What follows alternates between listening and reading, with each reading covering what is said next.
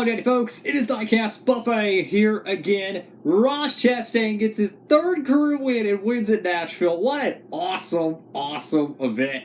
All three of my drivers get a top five, being Larson and Chase Elliott. What an awesome race, man. That race won Diecast. Let's hope it's got a buttload of confetti on it. I'm sure they'll offer a 164, so make sure to go pro that. Over there at Circuit with Diecast, guys. You know what to do. Promo code down below. Feel free to check that out. Anyways, wow. I mean, this was just a darn good race. I mean, Truex, Hamlin, and you had Chastian. It really reminded me of 2010 Chicagoland. I know, random, right? It's just a good summer night race. There wasn't a lot of crashes. There wasn't a lot of controversy. Just a good, solid race. This Nashville track, I was really skeptical that the track would not be able to perform well with the Gen 7 cars in the nighttime.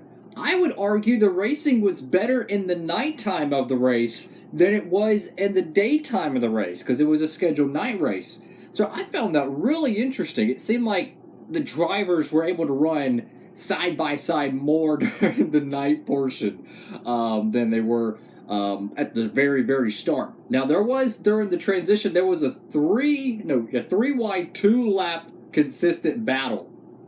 Kid you not, they were like 3 wide. It was Truex, Chastian, and someone else. They were literally 3 wide for the entire racetrack twice. I mean, I've never seen that before. That is crazy. It was so good. This Nashville track is just really impressive. The Xfinity race was awesome. The truck race was awesome. The Cup Series race, I really thought it was going to be a little bit underwhelming. It was a fantastic show, man. It really was just good racing. And then I'll think about, well, we're going to go to the Chicago Street Course next week, which is probably going to be a demo derby. I wish they weren't even going to the Street Course because from what I'm hearing, it's going to be a temporary event, meaning it probably won't be on the schedule 5 years from now. They'll probably move the Street Course somewhere else, but I don't know. I'm not into street courses, not even in IndyCar. I really don't care about street courses, to be honest with you. There's like 1,000 of them over there. But yeah, this is huge for Trackhouse Racing. This is huge for Ross Chastain.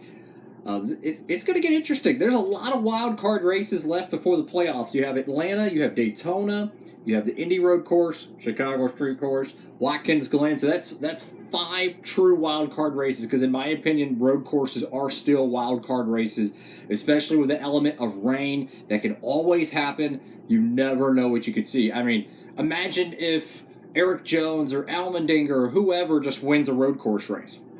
Playoff bubble burst, right? And then you think about tracks like Michigan and Pocono, which usually have a great chance of a summertime rain shower that could really change things up.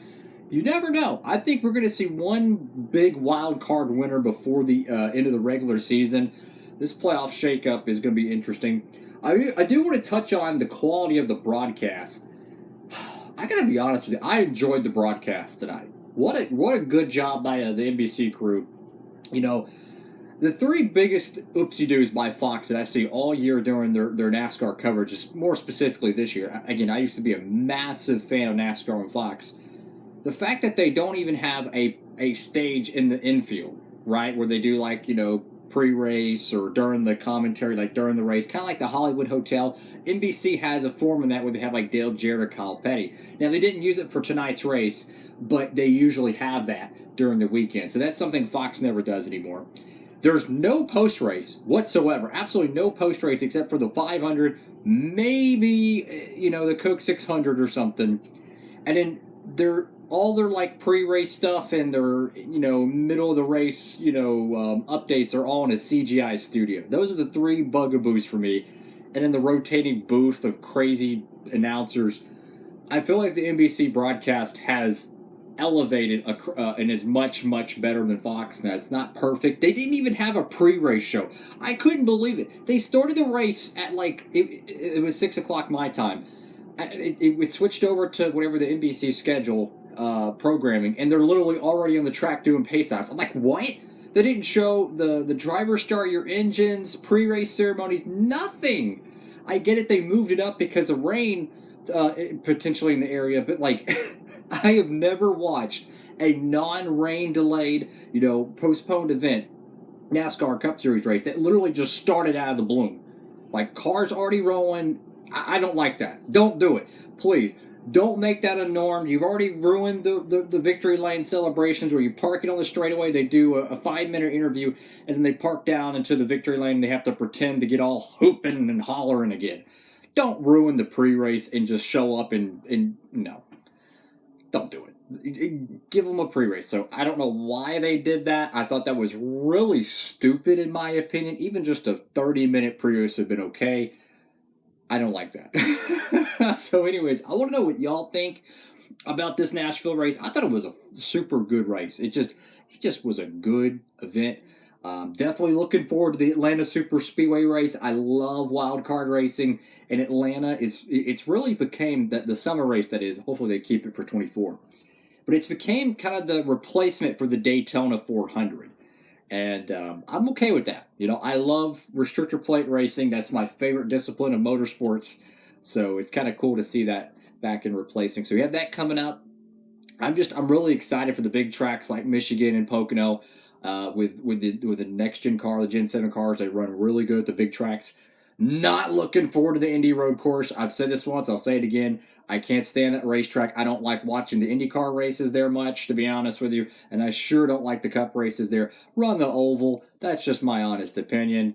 And then you have Richmond, which y'all all know what I feel about Richmond. Oh, that race sucks. That track sucks. You know what track sucks? When Xfinity, Cup, and trucks can't do squat there. Last year, the worst truck race by far was the Richmond truck race.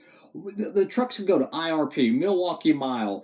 They could run a parking lot outside of an abandoned Kmart, and it'd be a better event than going to Richmond. That's just what it is.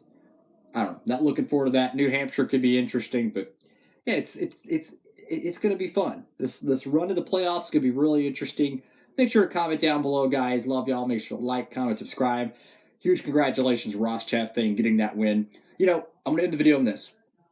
I want to see the aggressive Ross Chastain. I want to see the Chastain that's going out there and bumping people out of the way, moving them. I don't care if it causes a huge wreck. Go for it. Because that, to me, that's my favorite personality of a driver, right? Go out there, do whatever it takes to win, and if you wreck, oh well, I like it. And to me, I feel like the NASCAR needs to milk it as much as they can because they need a driver with personality that kind of, you know, rubs a lot of people the right way, but also aggravates people as well in a good way. You know, it's like Kyle Busch, but I feel like it's a little bit easier to digest in terms of a personality, if that makes any sense. Because Kyle Busch, his post-race interviews rub a lot of people the wrong way, but Kyle Busch is very aggressive on the racetrack.